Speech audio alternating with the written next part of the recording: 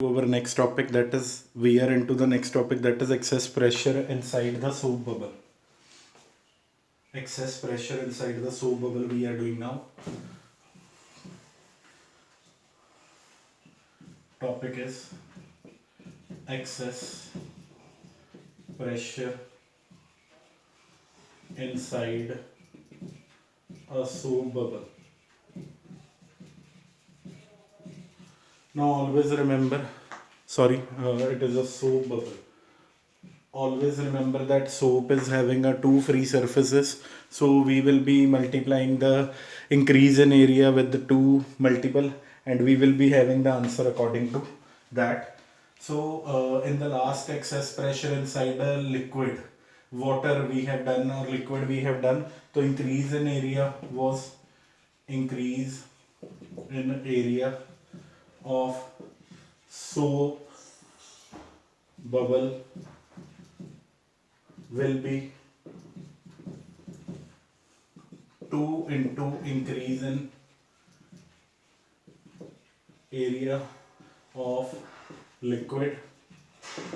So 2 into we have increase 8 pi r delta r. This is the increase in surface area. Now we have to multiply it with 2, it comes out to be 16 pi r delta r. This will be the value of increase in area of the soap bubble. Now after the increase in area of the soap bubble, we will be finding out the work done in enlarging soap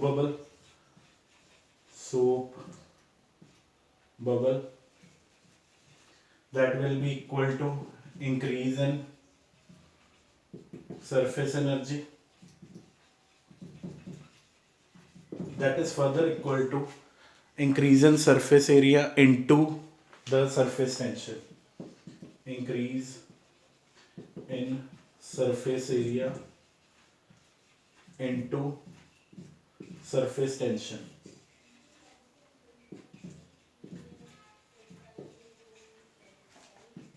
So increase in surface area,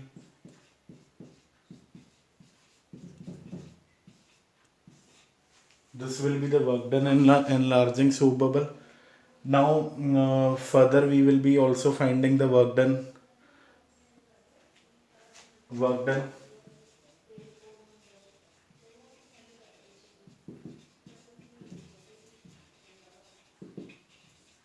that is given as force into distance, that is force is pressure into area into distance, so it will be pressure is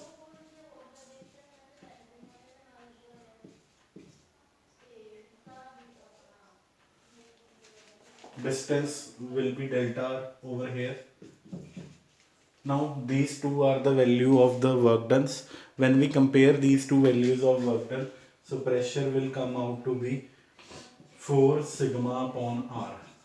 By comparing 1 and 2, this is 1 and this is 2, by 1 and 2, excess pressure will be equal to 4 sigma upon r. This is the excess pressure inside a soap bubble. Thank you.